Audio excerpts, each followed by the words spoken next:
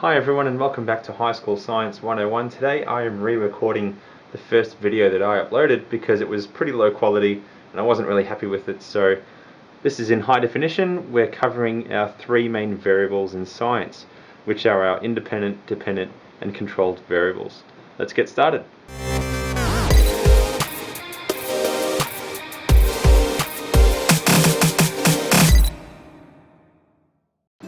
To explain these variables, there's a very simple experiment I like to demonstrate.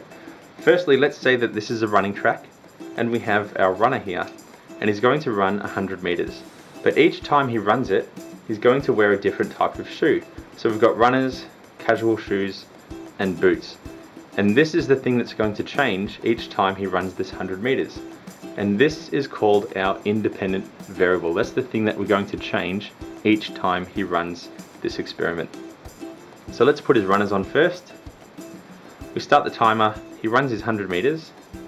We stop the timer and he got a time of 27.3 seconds. And this is the thing that we're measuring. The thing that we're measuring in the experiment is called our dependent variable. It depends on our independent variable.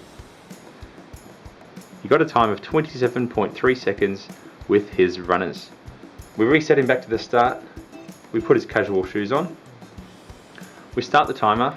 He runs the 100 meters. And this time, he got a time of 30.2 seconds. So a little bit slower this time. We take him back to the start. We put his boots on. We start the timer. He runs the 100 meters. We stop the timer. And this time, he got a time of 33.3 seconds, which was his slowest time.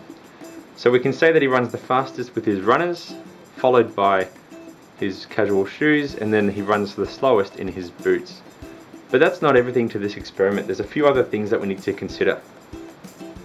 The first thing to consider is the weather. We need to make sure that the weather was kept the same each time he ran the 100 meters. If it was sunny when he was wearing his runners, but if it was raining when he wore the other shoes, that's not really a fair comparison because the weather could have had an impact on his ability to run. The clothing that he was wearing is also something that we need to consider. We need to make sure that he was wearing the same clothes every time he ran this 100 meters. If he was wearing running gear, wearing his runners, he had to be wearing running gear for the other ones as well. Otherwise his clothing could have affected his time. Same with the surface.